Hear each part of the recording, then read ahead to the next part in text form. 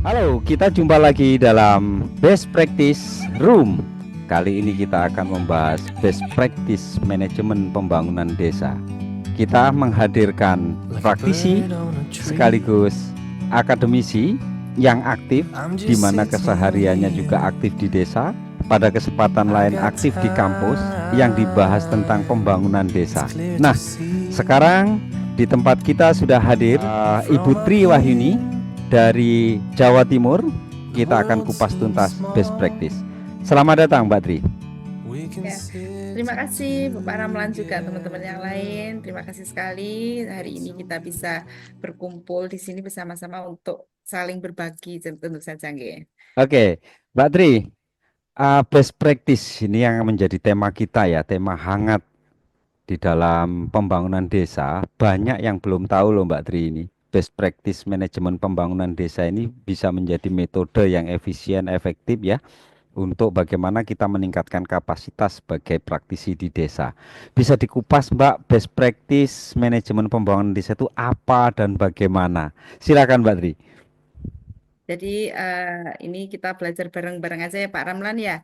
Jadi best practice manajemen pembangunan desa itu yaitu metode-metode yang paling efektif yang kita bisa pakai untuk pembangunan untuk perencanaan dalam pembangunan desa. Nah, kenapa ini perlu sekali di dalam pembangunan desa kita menerapkan best practice ini?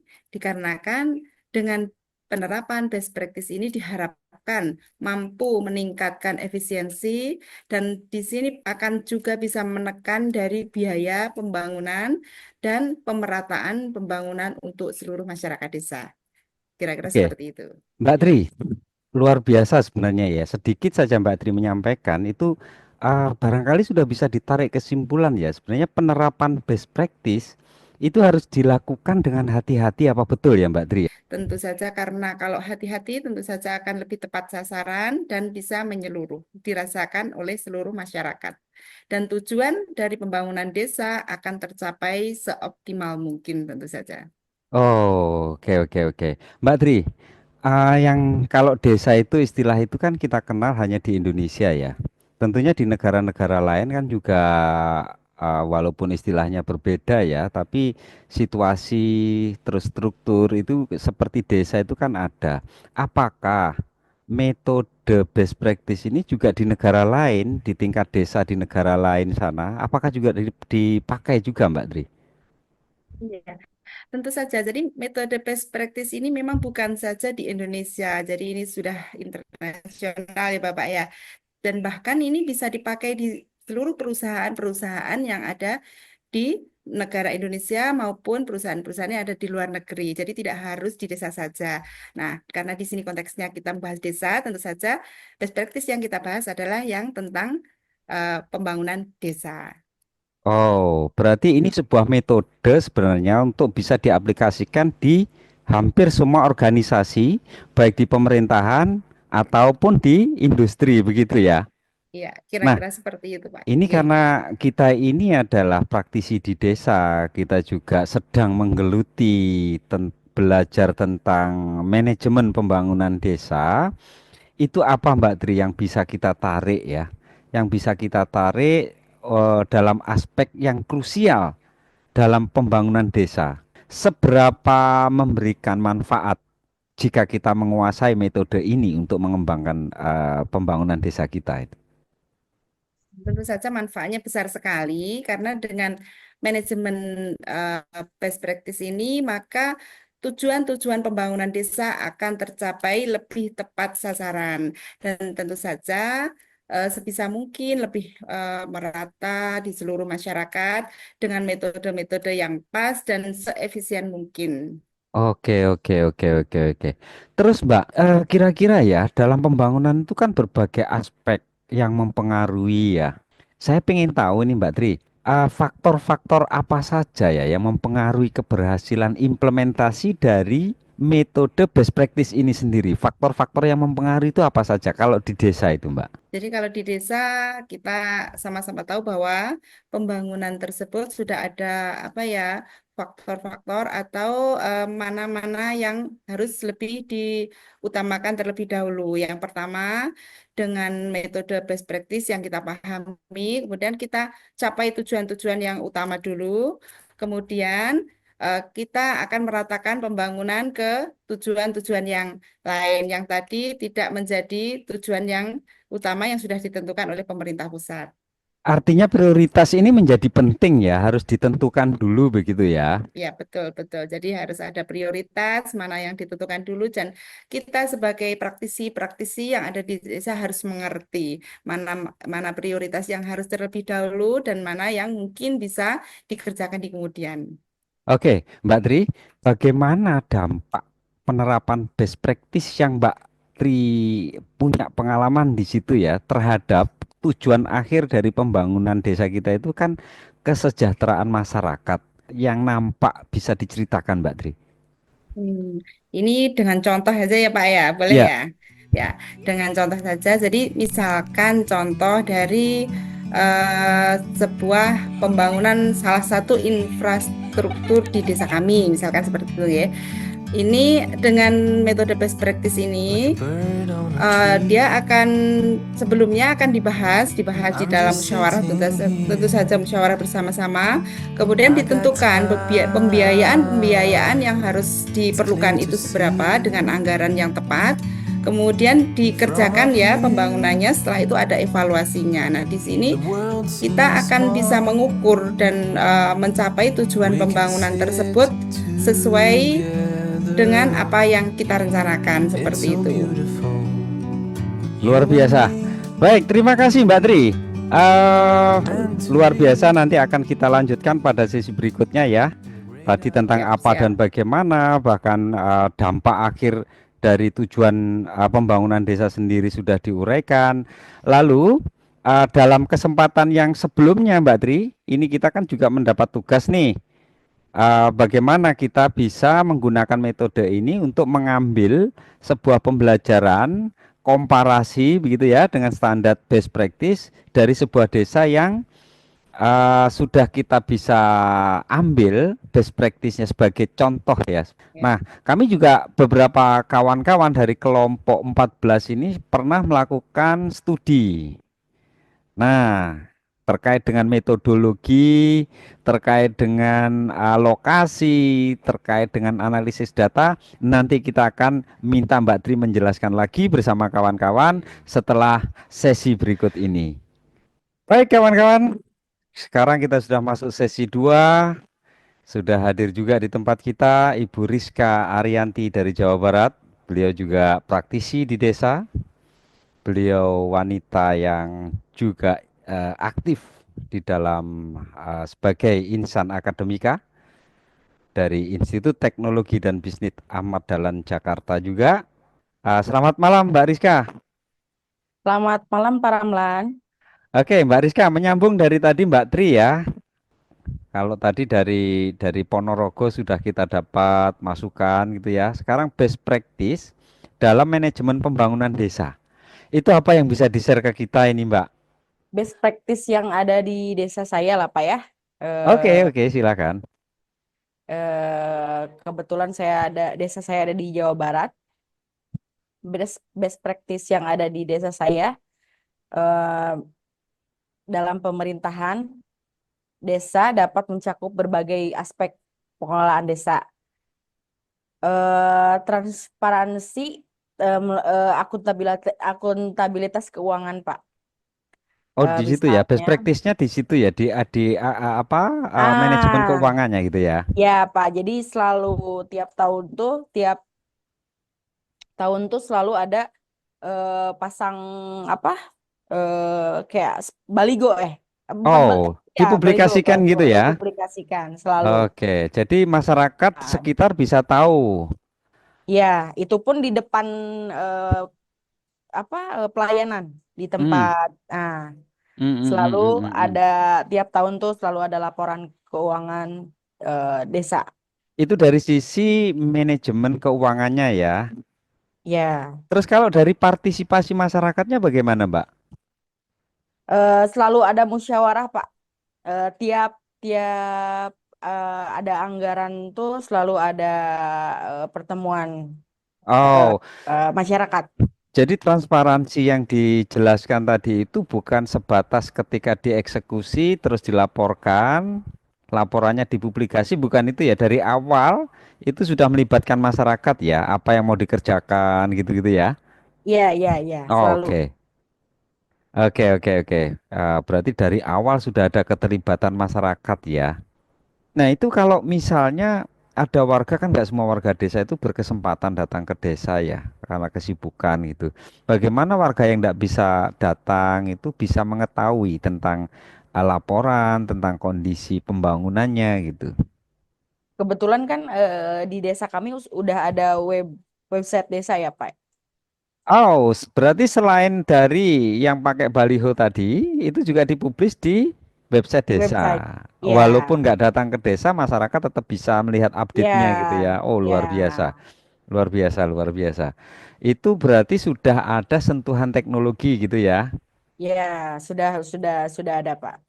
Oh gitu ya. Tapi dilihat nggak kan itu di dalam website itu kan biasanya bisa kelihatan tuh siapa yang mengunjungi, berapa banyak pengunjung itu juga dimonitor ya. Ya, dimonitor. Oke. Lalu Mbak, orang melihat itu kalau nggak ngerti kan sama saja ya Mbak ya. Ya. Untuk peningkatan kapasitas masyarakat supaya partisipasinya itu tepat sasaran, tepat guna gitu. Apakah itu juga menjadi sebuah prioritas di dalam best practice yang diterapkan di desanya Mbak Rizka? Iya, Pak. Diprioritaskan juga. Hmm. Kebetulan kan desa saya tuh dekat dengan apa Pemda ya. Oh di pusat Pemerintah. pusat ini apa kecamatan kabupaten gitu? Iya, Oh, oke. cuman berapa meter ya? Deket lah pokoknya, nggak jauh. Hmm. Jadi kalau wisata emang Mm-mm. agak jauh di desa kami kebetulan nggak ada. Oh, kalau melihat ceritanya, berarti desanya Mbak Rizka itu termasuk periurban kali ya. Desa Ya, tapi rasa kota gitu ya ya. itu nanggung-nanggung lah Pak. Nanggung-nanggung Pokoknya gitu ya. ya, Nah, ini memang di pertengahan gitu ya Mbak ya. Jadi yang saya maksud pertengahan itu begini, ada desa yang desa rural, desa yang memang di desa gitu ya. Dan itu ya, jumlahnya di negara kita itu paling banyak. Desa yang seperti tempatnya Mbak Rizka itu mirip dengan desa saya. Jadi ya, eh, desa rasa kota gitu. Sehingga penerapan apa manajemen pembangunannya pendekatan juga berbeda itu Mbak. Dibilang desa sudah ngerti mall gitu ya. ya, Disuruh ke sawah nggak ada sawah gitu kan. ya, Nah, ini menarik di dalam manajemen pembangunan desanya ndak bisa serta-merta 100% menerapkan kebijakan nasionalnya kan. Karena ya, kebijakan nasional lebih banyak berorientasi pada desa yang di pedesaan gitu kan ya. Itu iya, bagaimana itu Mbak mensiasati ya katakan dana desa gitu kan. Ketahanan pangan. Kalau di desa kan kita bisa membuat sawah, memelihara ternak gitu ya. Kalau di di tempat di kita di sini masih masih ada Pak, sawah masih ada. masih ada ya. Masih ada nggak apa ya, nggak kota-kota banget tapi udah ada mall, udah ada rumah sakit, udah ada hotel bintang 4, bintang 3, udah deket lah. Akses tol, pernah dengar tol Seroja Pak? Ya nanti aku diajak ke sana aja lah. Kalau denger sih pernah gitu. Ah, pokoknya deket, nggak jauh lah. Oke, jadi kalau kita tarik dalam situasi seperti itu ke dalam metode best practice, itu pendekatannya mungkin agak berbeda ya dengan desanya Mbak Yuni tadi ya. Di sini tuh di desa tuh udah ada pelayanan publik, udah ada mesin anjungan, sudah punya mesin anjungan. Jadi eh, pelayanan surat menyurat tuh bisa sendiri, diakses sendiri. Cara mandiri gitu ya. Ya, secara mandiri. Oh, itu ditempatkan di satu tempat yang bisa dikunjungi atau aplikasi mobile yang bisa diakses dari mana saja gitu? Baru dari mesin, dari jadi kayak di desa tuh ada satu mesin kayak komputer sih sebenarnya, cuma dimodifikasi. Kalau saya bayangkan itu sebuah ATM gitu, apa kayak ATM gitu ya? Saya Nah, datang ke ATM, terus saya mau ya, bikin apa, memperbaiki KTP atau apa gitu ya, ya, atau minta seperti surat itu. keterangan apa gitu, saya datang aja ke bilik itu, ke anjungan itu gitu ya. Ya, ya, Di situ sudah secara otomatis gitu ya, luar ya, biasa. ya, ya. Kayaknya itulah Pak. Itu ya. Mbak Rizka Eh, sendiri di desa apa? Eh, layanan. pelayanan, Ya, kasih pelayanan gitu ya.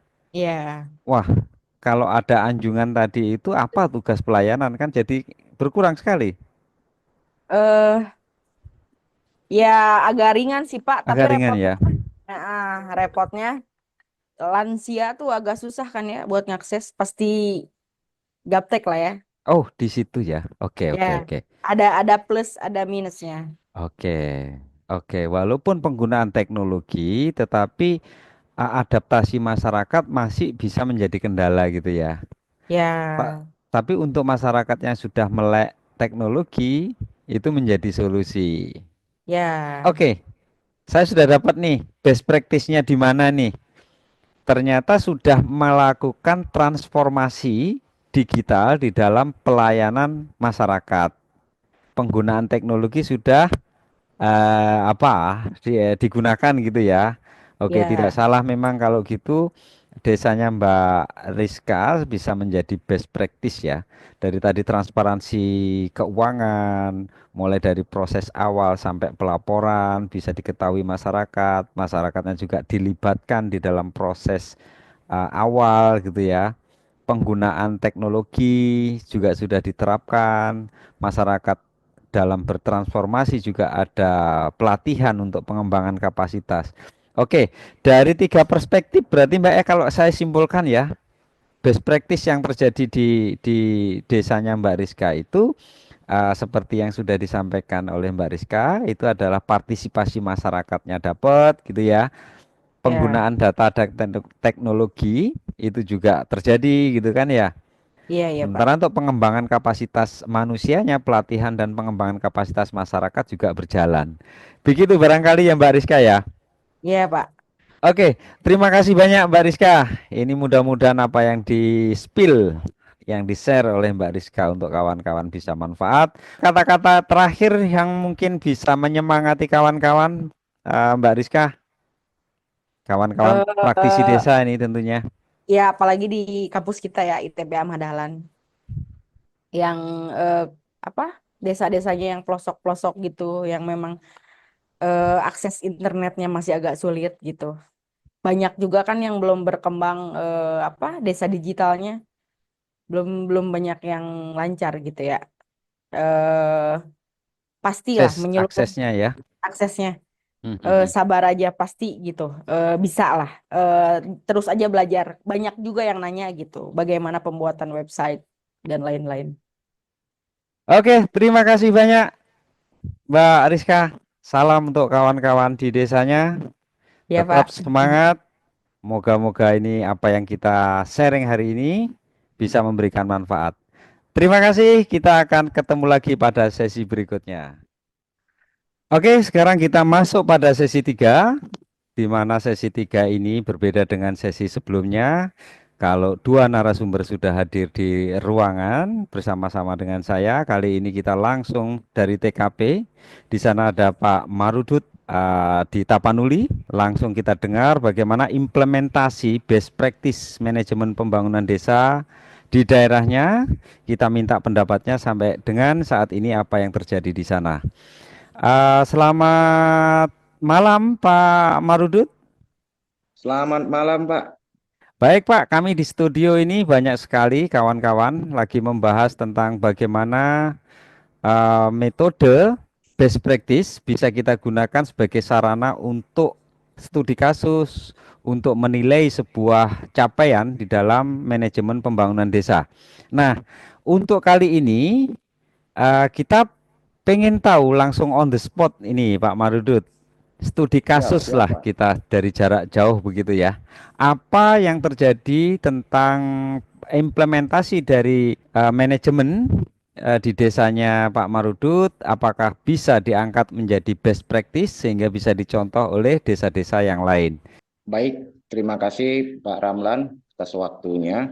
Sedikit saya mau jelaskan sedikit mengenai best practice untuk studi kasus. Singkatnya, contoh dalam desa saya, bagaimana prinsip-prinsip dalam pembangunan desa itu dilakukan, yaitu dalam pengelolaan dana desa. Dalam pengelolaan dana desa terhadap masyarakat desa, itu dilakukan melalui berbagai tahap, Pak. Baik melalui perencanaan, baru melakukan perencanaan itu dilakukan dalam berbentuk musdes, musyawarah desa.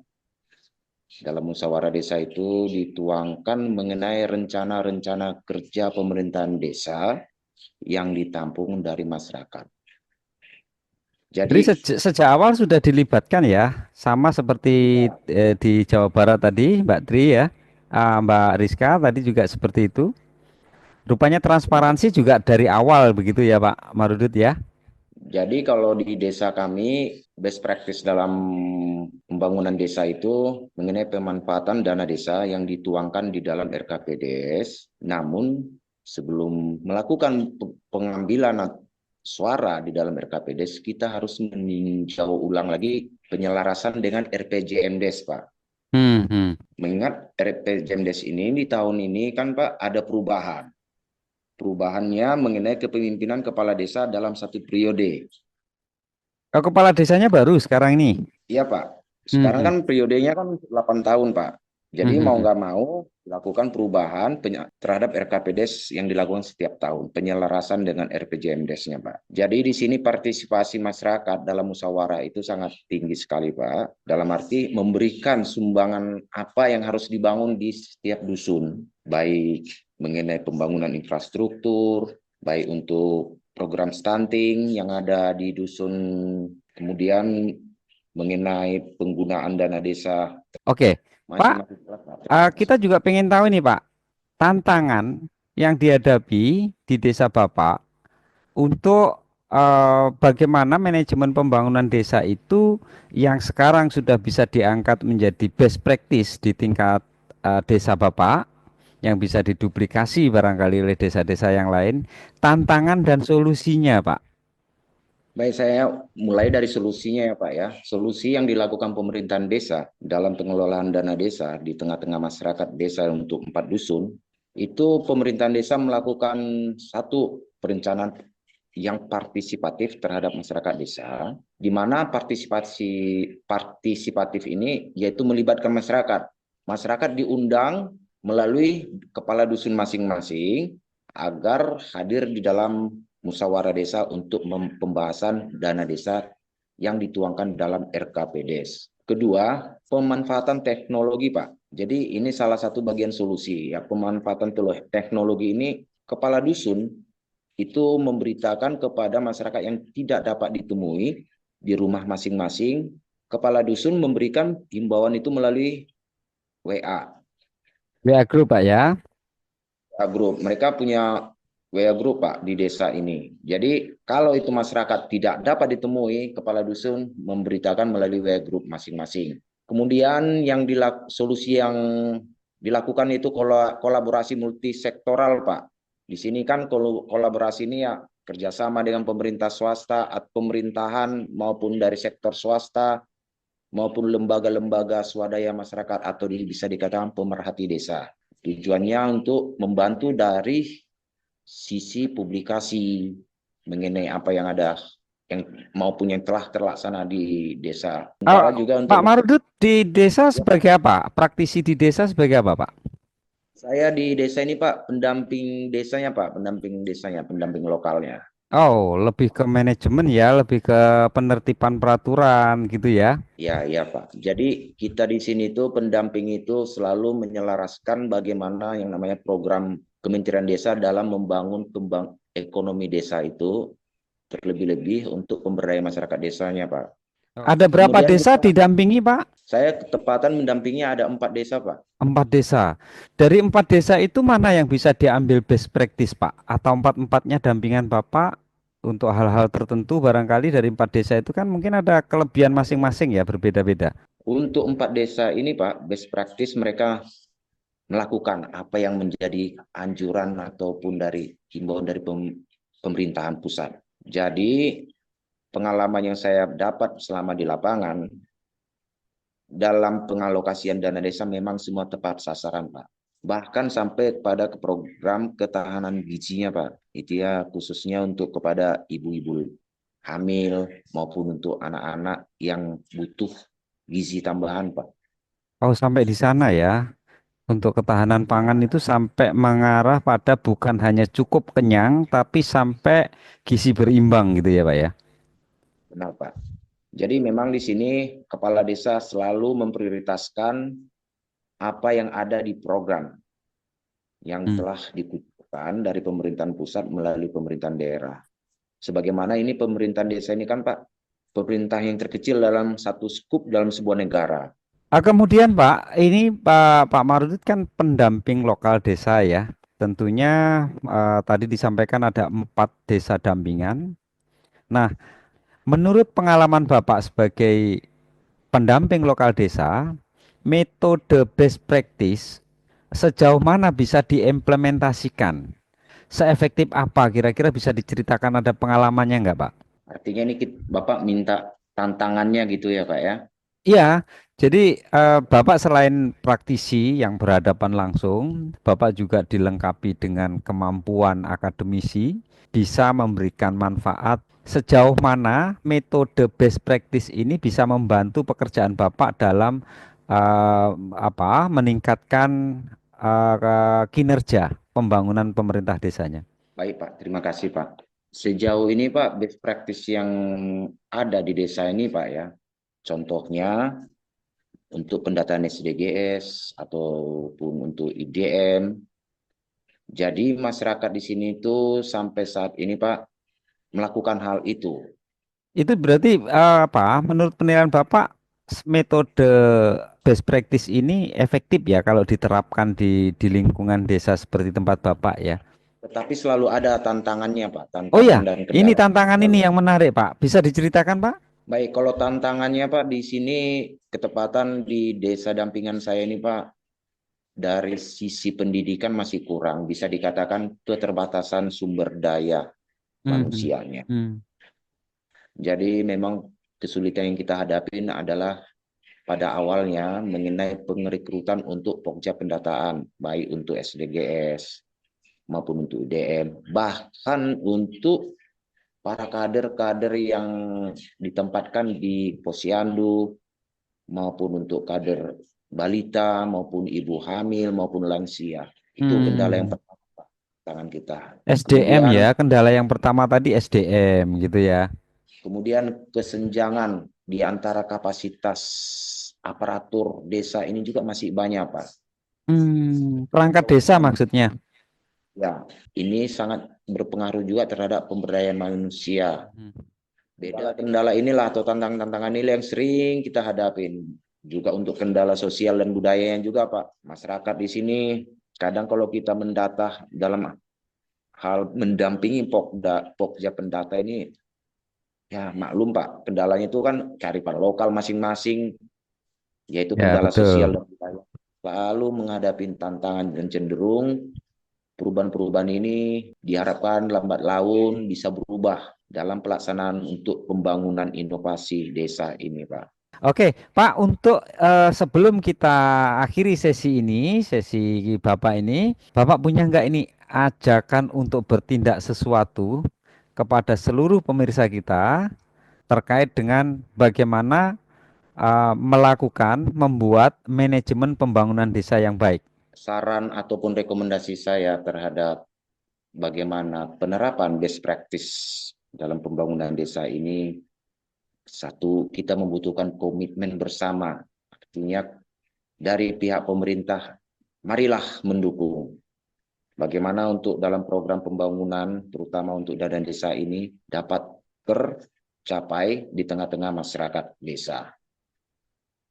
Kemudian solusi yang selanjutnya yaitu kepada potensi ataupun potensi lokal yang ada di desa, mari kita manfaatkan untuk meningkatkan ekonomi desa, baik itu melalui BUMDes maupun melalui satu usaha-usaha yang kecil atau berbentuk mikro yang ada di desa. Baiknya pemerintahan desa ikut membantu dalam arti partisipasi. Teknologi juga diharapkan pemerintahan desa mari berfokus dan berinovasi, menerapkan teknologi dari hal yang terkecil kepada pembangunan yang ada di desa, agar agar masyarakat desa menikmati apa yang namanya nawacita, apa yang namanya pembangunan dari hilir harus Ini difokuskan. ini suara hati. Ini yang terakhir ini suara hati ini. Kedengaran ini suara hati. Luar biasa Pak Marudut. Sukses ya. Terima kasih. Oke, Terima sukses. kasih, Pak. Jadi di desa sukses, di kampus sukses, menjadi Amin. pembicara di sini juga mudah-mudahan bisa membawa manfaat untuk orang banyak. Terima kasih Pak Marudut. Terima kasih Pak Ramlan. Silakan Mbak Tri, pandangannya bagaimana yang bisa ditangkap dari diskusi hari ini? Baik, terima kasih Pak Ramalan atas kesempatannya lagi untuk kembali mengutarakan apa ya, ini curhat ya, boleh ya curhat ya. Silakan, Jadi silakan. saya kira setiap desa itu memang harus melaksanakan best practice sesuai desanya masing-masing, nggih, Pak Ramlan, nggih. Jadi apa yang ada di desa, sumber daya apa yang ada di desa, itulah yang seharusnya diperhatikan. Jadi bisa jadi best practice yang ada di satu desa itu tidak sesuai dengan best practice yang ada di desa yang lainnya. Jadi kita tidak boleh semata-mata kemudian langsung mengadopsi apa yang di desa lain kerjakan langsung dibawa pulang, bukan itu. Tapi mungkin prosesnya bolehlah kita adopsi, tapi untuk objeknya tentu saja masing-masing desa itu berbeda-beda. Nah, jadi di sini untuk melaksanakan best practice secara optimal di desa kita, kita harus tahu sumber daya yang ada di desa kita, kemudian spesifikasi yang ada di desa kita. Jadi tidak boleh kita menyamakan satu desa dengan desa yang lainnya. Kerjakan best practice yang sesuai dengan desa kita masing-masing. Oh, luar biasa, luar biasa. Tapi ngomong-ngomong Mbak Tri, yang terjadi apa nggak seperti itu ya? Kok kelihatannya pesan Mbak Tri ini apa emosional sedikit gitu ya? Apa yang dilihat di lapangan apa enggak seperti itu? Terkadang ada kalanya mungkin ya sedikit seperti yang sudah Pak Marudut tadi sampaikan, itu memang benar-benar terjadi. Jadi terkadang ada kalanya kita mengetahui sebuah desa perkembangannya seperti ini, kemudian kita datanglah ke desa tersebut rencananya atau maunya studi banding, lalu kita bawa pulang agar bisa dipakai di desa kita. Tapi kadang kita lupa desa kita berbeda dengan desa yang tadi kita sudah datangi untuk studi banding tersebut. Contohnya seperti itu. Jadi kita harus benar-benar paham desa kita itu seperti apa, maunya mau dijadikan yang kayak apa. Nah, itu baru kita bisa melaksanakan atau mengimplementasikan best practice ini dengan sebaik-baiknya ketika kita tahu kondisi desa kita sendiri. Ini. Ketika kita menggunakan metode best practice dalam menunjang kinerja manajemen pembangunan desa kita, kalau kita tidak berhati-hati dalam melakukan analisa dan kita tidak serta-merta copy paste begitu saja, karena yang terjadi itu nanti malah akan buang-buang anggaran gitu ya. Iya, betul, Apalagi betul. pemerintah kita sekarang ini sudah tidak boleh lagi studi banding terlalu banyak gitu ya. Iya, betul, betul. Sehingga ini akan menjadi solusi best practice dengan cara yang bijaksana, cara yang betul, bisa tetap memberikan efektivitas, Iya, tetapi betul. tidak harus dengan anggaran yang tinggi. Barangkali begitu ya, bisa saya Iya, simpulkan begitu betul, ya. betul. Karena Baik, seharusnya best practice ini justru malah kita bisa menghemat dana sebaik-baiknya. Seharusnya demikian. oke, oke, terima kasih. Mudah-mudahan ini didengar oleh pelaku manajemen pembangunan desa di seluruh Indonesia. supaya best practice ini bisa digunakan sebaik-baiknya, diterapkan dengan betul. Kalau kurang betul nanti bisa komen di bawah di kolom komentar, nanti akan dijawab sama Ibu Tri. Begitu ya Ibu Tri ya. Iya, Oke, siap-siap. terima kasih atas Terima kasih kunjungannya Pak di Ramlan. studio kali Terima ini. kasih. Kita akan lanjutkan, masih ada satu sesi. Ibu jangan kemana-mana, tetap di studio. Saya akan beralih kepada Ibu Rizka. Oke, berikutnya bagian terakhir ini, Mbak Rizka. Mohon maaf menunggu karena kami harus berpindah-pindah ya dari Sabang sampai Merauke sampai Tapanuli, kembali lagi ke Ponorogo, sekarang kembali lagi ke Bandung gitu ya. Nah, sebagaimana diikuti juga terus tadi oleh Mbak Rizka, kelihatannya sudah nggak sabar ada sesuatu yang ingin disampaikan. Cuman untuk kali terakhir ini, Mbak Rizka, saya minta kesimpulan gitu ya. Simpulan dari diskusi kita hari ini, perspektif Mbak Rizka tentang bagaimana seharusnya best practice ini digunakan. Jika Supaya- prinsip-prinsipnya bisa berjalan dengan baik, tentunya akan menciptakan pembangunan yang inklusif dan berkelanjutan. Jadi sama halnya tadi dengan yang disampaikan Bu Tri, balik lagi desa tuh masing-masing mempunyai potensi yang berbeda ya. Jadi tidak dapat disama-samakan. Jadi ya pergunakanlah sumber daya manusia yang ada, yang seadanya, yang ada, tingkatkan, lakukan yang sudah berjalan, ditingkatkan. Sekarang Seperti ini. itu. Gimana Pak? Jadi tadi Mbak Tri kan udah nyampaikan ya, menarik itu. Apakah di tempat Mbak Tri atau di lingkungan Mbak Tri masih ada kejadian yang Rizka, Pak. Ah? Oh, Mbak Rizka. sorry Mbak Rizka ya. Apakah di lingkungan Mbak Rizka itu masih terjadi juga ketika melakukan studi banding atau studi tiru atau BIMTEK begitu tidak menggunakan prinsip-prinsip best practice secara betul? Tetap Pak, balik lagi masih ada. Masih Balik lagi ada ya? ke Ini sumber jujur ini ya, daya, jujur ini ya. sumber daya manusianya ya. Iya. Nah, balik eh, lagi tadi, kenapa harus ada peningkatan kapasitas aparat pemerintah desa, yaitu tetap balik lagi kan setiap anggota atau perangkat desa tuh beda-beda ya, sumber daya manusianya, tetap aja lah ada. Tetap ada ya. Artinya kita mempelajari best practice menjadi sebuah metode yang bisa kita gunakan untuk meningkatkan kinerja manajemen pembangunan desa. Itu adalah masih meter banget saat ini gitu ya. Masih harus banyak orang tahu gitu ya. Iya, Pak. Nah, artinya video yang kita buat ini nantinya bisa kita share kemana-mana gitu. Bisa menjadi gambaran. Begitu saya rasa luar biasa kita diskusi hari ini. Sampai larut malam ini, tempat saya sudah hampir 1:30 malam ini. Dan ini betulan. Kalian ini apa, ronda. Ya mudah-mudahan nanti bisa kita segera selesaikan, kita publish dan bisa lihat, dipelajari bagi seluruh warga desa yang kita kenal, yang bisa melihat kita, yang bisa melihat video ini. Terima kasih Mbak Rizka, Mbak Tri, Pak Marudut atas kehadirannya. Saya mohon pamit. Terima kasih. Wassalamualaikum warahmatullahi wabarakatuh. Waalaikumsalam We can warahmatullahi sit wabarakatuh. together. It's so beautiful, you and me.